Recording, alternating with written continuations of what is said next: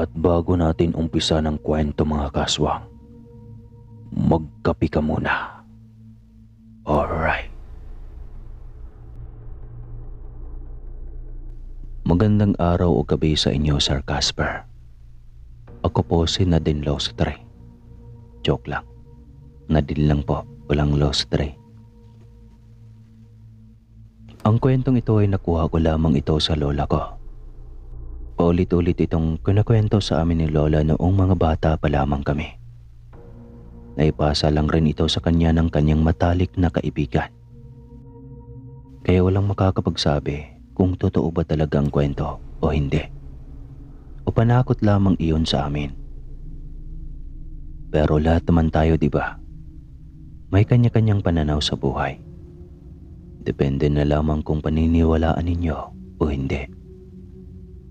Matagal na rin kasi itong naging urban legend sa kanilang probinsya at maraming nakapagsasabing totoo raw ito. Ito ay kwento patungkol kay Josefina o tawagin na lang natin sa pangalang Josephine. Dahil nga sa paulit-ulit itong kwento sa amin ni Lola noon, natatandaan ko pa ang mga detalye. Kaya may babahagi ko sa inyo na maayos ito, Sir Casper. Pero noted, sir, sa tagal na rin ng kwento na ito, iilan na lamang ang nakakaalala rito. Kaya, simulan na natin ang istorya. At bago tayo dumako sa istoryang ito, nais ko sanang humiling ng konting paabala lang na mag-subscribe sa ating channel bago natin ipagpatuloy. Maraming salamat po sa maglalaan ng kanilang oras.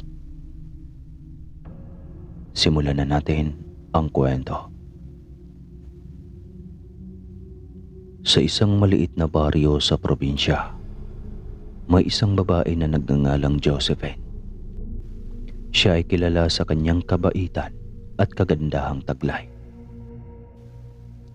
Ngunit sa likod ng kanyang mukha na puno ng ngiti at kabaitan, mayroon siyang isang malalim na lihim. Ulilang lubos na siya. Pareho ng patay ang ama't ina. Hiwalay na rin siya sa kinakasama at sa kasamaang palad. Pinaghiwalay pa sila ng kanyang nag-iisang anak ng tadhana dahil sa nangyaring trahedya.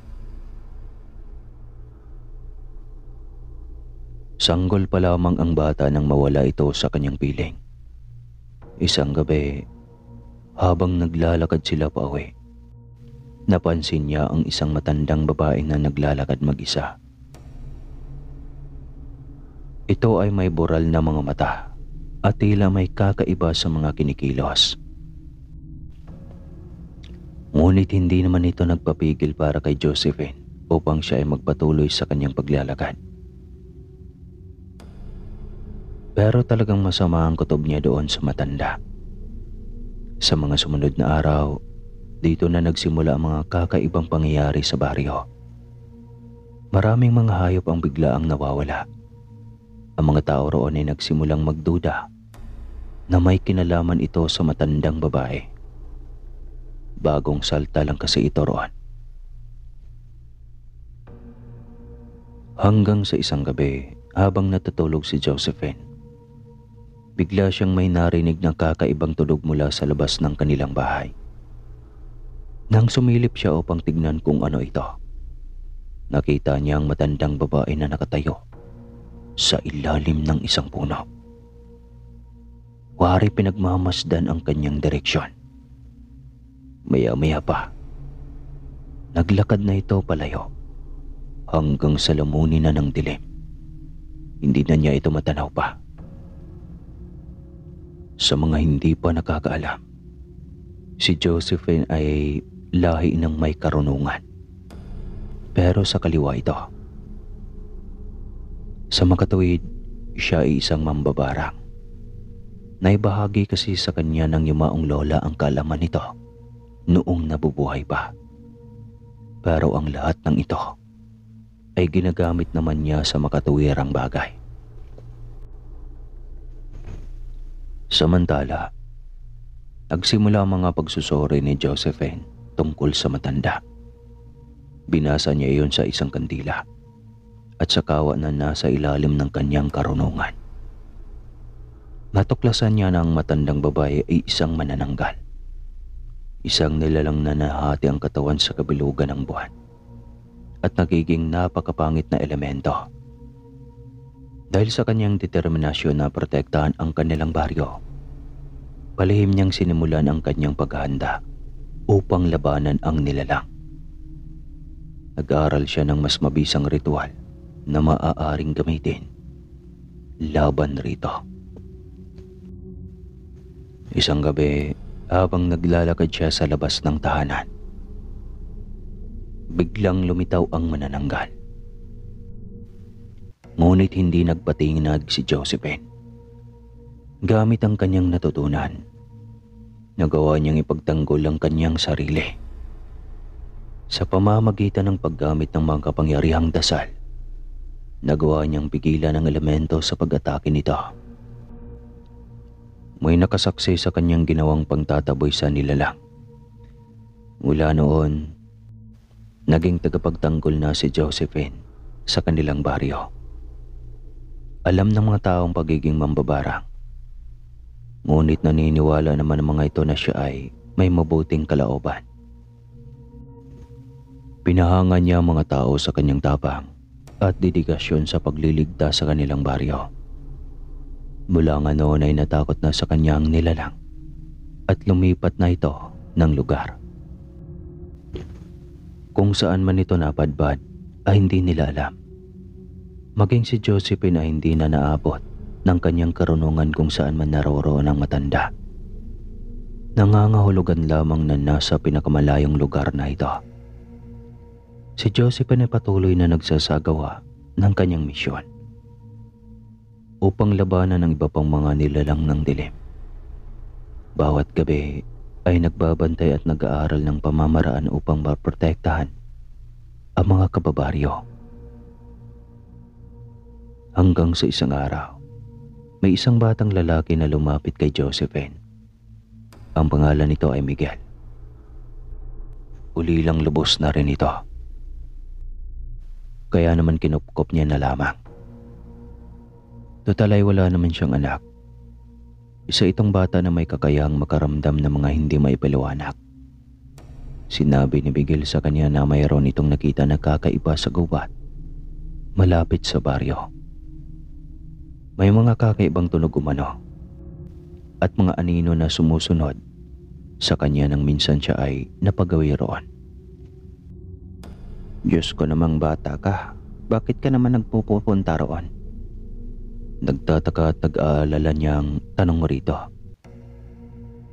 Napakamot ng ulo si Miguel at pagkuhay tumugon ito sa kanya nang, kasi di po ba, sinabi ko na sa inyo kanina, pareho na pong namatay ang mga taong kumupkop sa akin. Wala na akong makain, kaya napapagawin na ako sa gubat para manguha ng prutas o kamote na pwede kong makain. Teka, Aling Josefina, maraming salamat po dahil pinili ninyong ampunin na lang ako. Napakabuti ho talaga ng inyong puso. Dahil sa mga nalaman, lalong nahabag siya para sa bata. Gusto pa man niyang tanungin kung sino-sino ang tunay namang magulang nito. Hindi niya na nagawa pa dahil may importante pa silang gagawin. Walang anuman yon. Ang tanging naisagot na lamang niya sa bata. Samantala, dahil sa kuryosidad at determinasyon na malaman ang katotohanan, sinamahan niya si Miguel sa gubat. Sa paglalakad nila, naramdaman nila ang lamig at kakaibang presensya sa paligid. Sa isang bungad ng kuweba, natanaw nila ang grupo ng mga nilalang na nagpupulong. Nagulat sila sa nakita nila. Ang mga ito ay nagpaplano ng kanilang mga susunod na aksyon. Ang kanilang layunin ay ang maghasik ng lagim at takot sa mga tao. Hindi kaniyo maniniwala pero buhay na saksi sila kung papaanong unti-unti ay mahati sa dalawa ang katawan ng mga ito. Sa kanilang nasilayan ay batid nila na ang mga ito ay isang uri ng aswang na tinatawag nilang manananggal. Hindi nagdadalawang isip si Josephine na kumilos. Gamit ang kanyang mga natutunan, nagawa niyang mag-utos ng mga insekto sa kapaligiran. Bumulong siya sa hangin para sa pinakamahinang paraan. Ngunit ang mga salitang iyon, parang kinakatakutan at kinikilala ito ng mga insekto.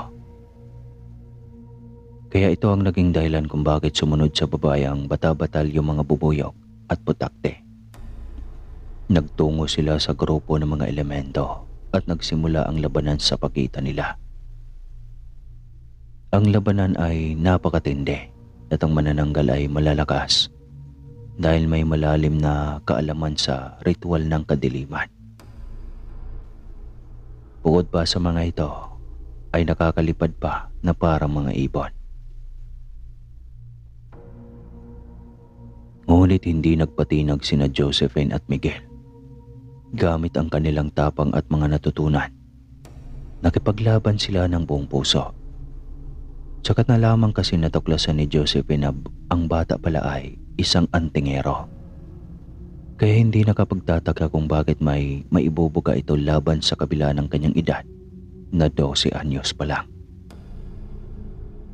Nagtawag pa ng napakaraming bubuyog at putakte si Josephine sa paligid.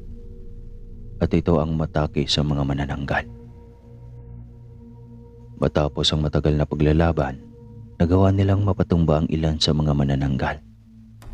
Nagsipulasan ang mga ito sa lugar matapos masaktan sa kagat ng mga insekto. Ang iba naman ay natakot kaya nagsilayuan na rin. Samantalang itong si Josephine, nagkaroon lamang ng kaunting galos maliban sa bata dahil talagang iniingatan niya ito kahit na may karunungan na rin naman ito. Sa loob ng kuweba, natagpuan nila ang isang lihim. Doon, nakita nila ang mga ritual at mga anting-anting na ginagamit ng mga manananggal. Sinunog nila ang mga ito upang mabawasan ang kapangyarihan ng mga nilalang.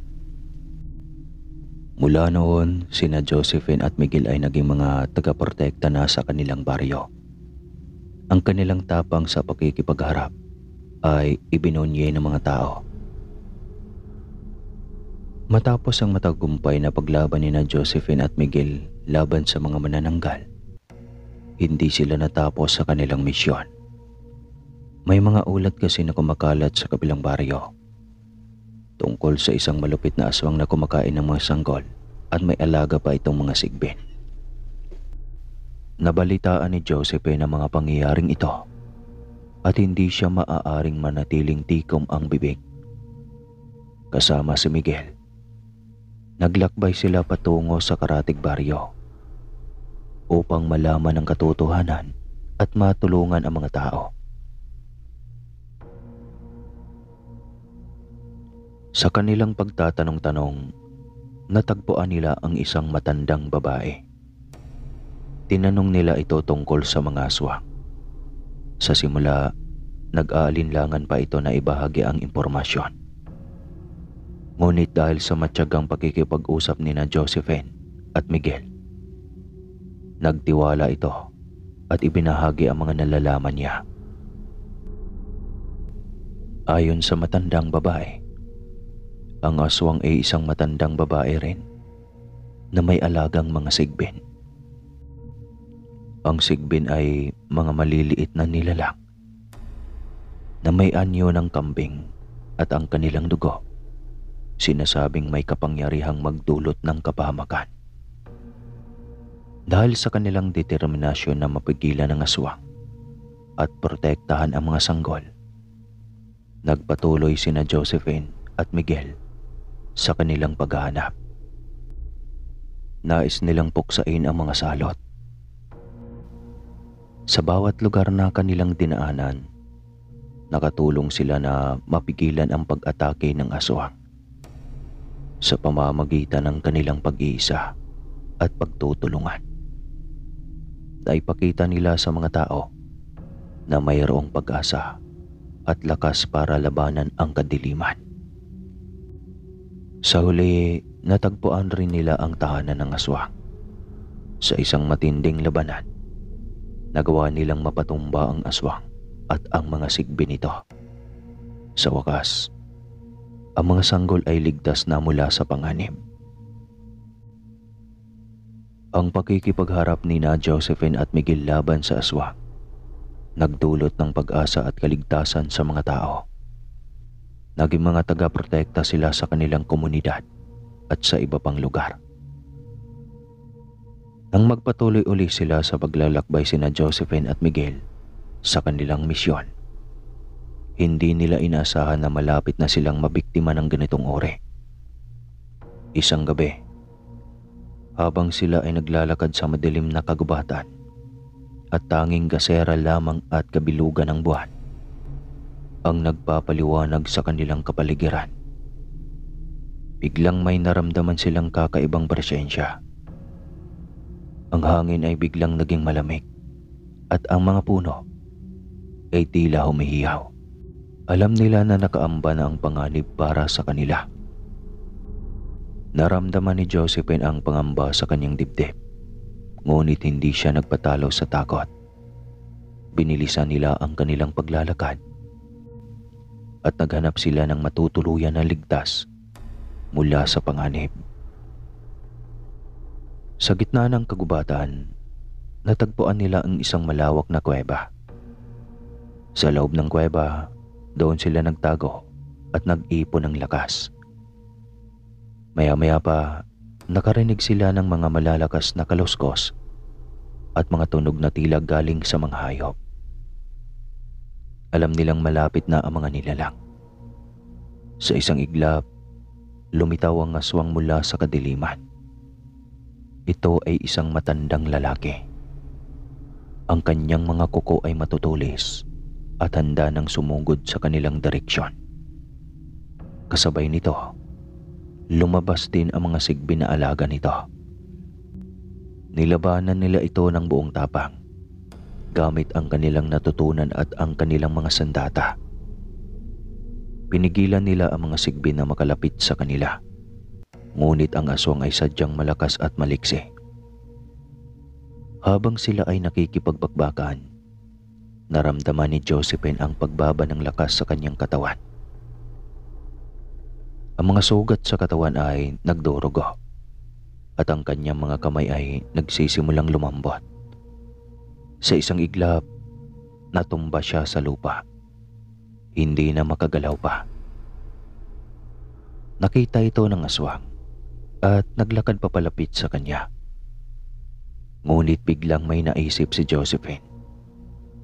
Ipinagdasal niya ang lakas at humingi ng tulong mula sa mga espiritu ng kagubatan. Sa isang kisap mata, lumitaw ang isang malaking sigbi na ng mga sandaling iyon ay tumulong sa kanila Josephine. Ang sigbi na iyon ay lumaban sa aswang at nagawa nitong pigilan ito. Sa tulong ng sigbin, nakabangon si Josephine at nagpatuloy sa pakikiharap. Gamit ang kanyang natitirang lakas, nagawa niyang tamaan ang aswang at mapatumba ito gamit ang pamatpat na kanyang hawak. Nagawa niyang tamaan ang aswang at matumba ito gamit ang pamatpat na kanyang hawak. Maya-maya pa, tinarakan niya rin ito ng patalim sa dibdib hanggang sa ito ay mamatay na. Matapos magabi ang mga nilalang, naramdaman ni Josephine ang pangamba. Nag-aalala siya sa mga tao sa baryo na maaaring maging susunod na biktima ng mga elemento.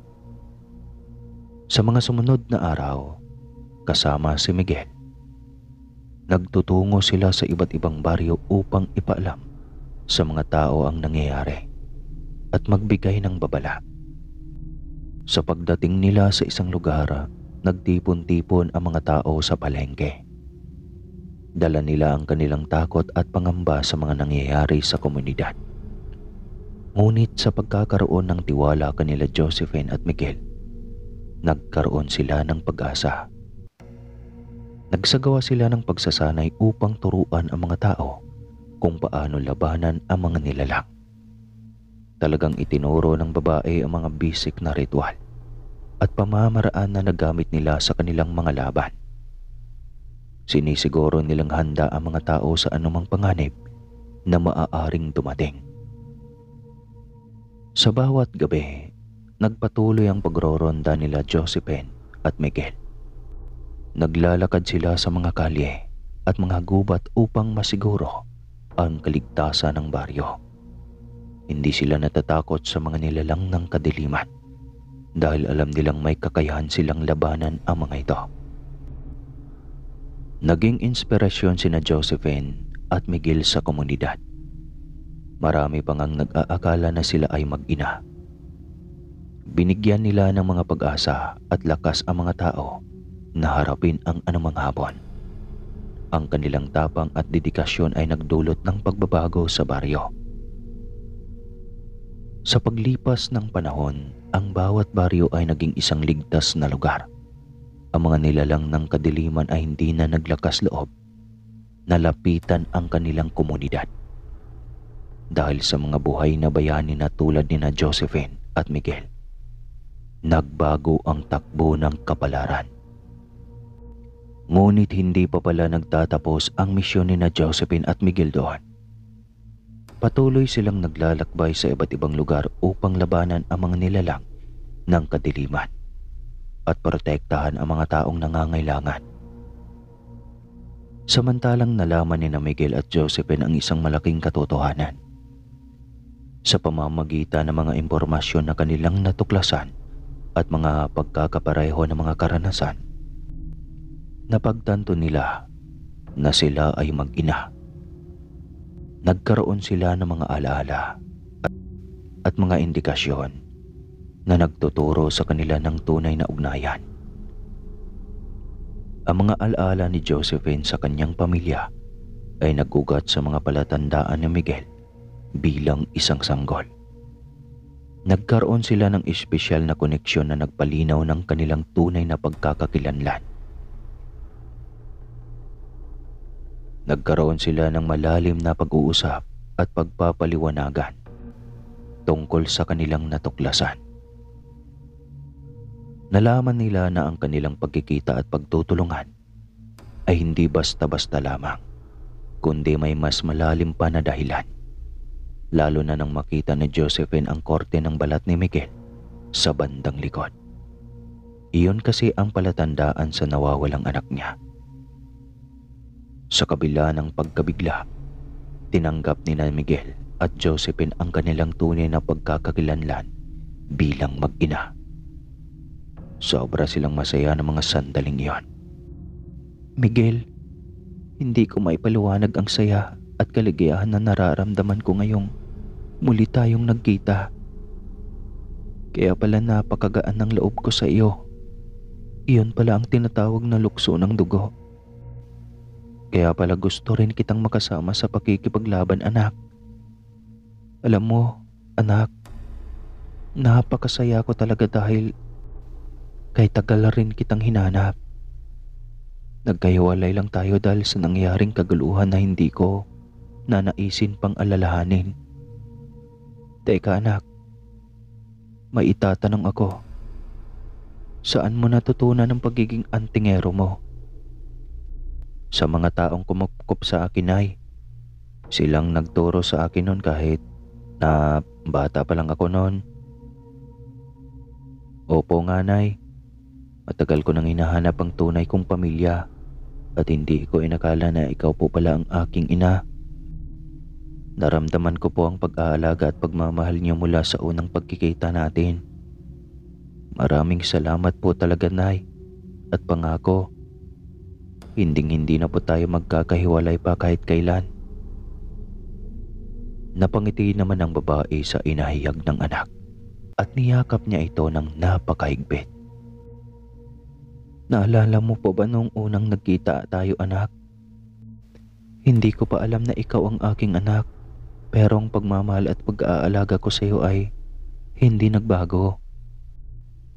Kaya iyon ang dahilan kung bakit lagi kitang pinoprotektahan kapag magkasama tayo. Opo, Nay. Naalala ko ang mga sandaling iyon. Sadyang itinadhana po tayo para muling magkita. Sagot ng bata at niyakap rin siya nito nang napakahigpit. Mahal kita anak. Hindi ko inakala na magkakaroon ako ng pagkakataon na mahalin at alagaan ang tunay kong anak. Handa akong ibigay ang lahat para sa iyong kinabukasan at kapakanan. Mahal din kita, Nay. Hindi ko matatawaran ang pagmamahal at pag-aalaga na ipinapakita niyo sa akin. Sa ating muling pagkikita, naramdaman ko tuloy ang tunay na kahulugan ng pamilya. Bilang mag-ina, magtutulungan tayo na harapin ang mga hamon at labanan ng mga nilalang ng kadiliman ha. Tayo ang magiging inspirasyon sa iba pang mga tao na lumaban para sa kabutihan. Opo, Nay, tayo ang magiging haligi sa isa't isa. Sa ating pagkakaisa, malalampasan natin ang anumang pagsubok na darating sa atin. Iyan ang ating paninindigan bilang mag-ina. Ang ating pagkakaisa ay magiging pundasyon ng ating lakas at tagumpay. Magkasama po tayong lalaban at magtatagumpay, Nay. Ang ating pagkikita ay hindi nangyari sa aksidente. Ito ay isang pagkakataon para muling mabuo ang ating pamilya. Noong nagpunta sila sa fiesta, hindi nila inaasahan na muntik na silang mahawa ng pagiging aswang dahil sa pagkain. Sa unang tingin, ang mga pagkain ay tila normal at masarap. Ngunit habang pinagmamasdan nila ito, napansin nilang may kakaiba itong amoy. Malansa at sadyang hindi maatim na kainin. Para sa mga mata ng pangkaraniwang tao, napakabango nito at katakam-takam. Pero sa gaya nilang mag-ina na may taglay na karunungan, kabaliktaran ang naoobserbahan nila. Nagkaroon sila ng agam-agam at nagduda na baka may mali sa mga pagkain. Tama nga ang kanilang hinala nang patakan ito ng kalamansi dahil nag-iba ang kulay nito at naging nakakadiring tignan. Nang malaman nila ang posibilidad na mahawa ang pagiging aswang, ang sino man ang nakakain, hinikayat nila ang mga tao na nakatikim na magpagamot sa albularyo. Mabuti na lamang, nakinig sa kanila ang mga tao at naagapan naman ang posibleng pangyayanggaw. Gumaling sila isa-isa matapos na magpagamot. Laking pasalamat na lamang ng mag-ina dahil hindi pa sila nakakatikim ng pagkain ng dahil sa kanilang pag-oobserba. Noong natuklasan ng mag-ina kung sino ang naglagay ng yanggaw sa pagkain, hindi sila nag-atubiling kumilos. Sinundan nila ang mga tanda at ebidensya na nagdala sa kanila sa isang kubling tahanan. Ito ay matatagpuan sa gitna ng kagubatan. Pagdating nila roon, nakita nilang naglaway na yanggaw at natuklasan na ito ay isang dalaga. Kaya naman hindi sila nagdalawang isip na harapin ito. Sa isang matinding labanan, nagamit nila ang kanilang mga natutunan. Nagawa pa sila nitong pagkakalmutin ngunit dahil sa dami ng mga insektong lumulukob sa kanyang katawan, sa bandang huli, napatay nila ang nilalang at sinunog nila ang katawan nito, kasama na rin ang munti nitong kubo. Matapos ang tagumpay na ito, nagkaroon ng kapayapaan at kaligtasan sa kanilang baryo, maging sa mga karatig lugar. Ang pananahimik na mga ganong uri, mukhang nagbabadya lamang na natatakot na sa kanila ang ibang mga aswang na sila'y makaharap. Nagkaroon na sila ng takot na gumawa ng hindi kanais-nais dahil sa astig na mag-ina na ito.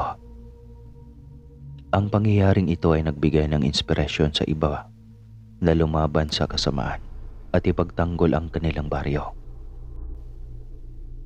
Ang mag-ina ay naging mga buhay na bayani at modelo ng tapang at katarungan. Samantala, sa mga sumunod na taon, ang kanilang komunidad at sa mga karatig na lugar ay patuloy na naging payapa. Hanggang dito na lang po ang istoryang ito. At muli, ako po si Nadine ng Zamboanga. Ingat mga kaswang.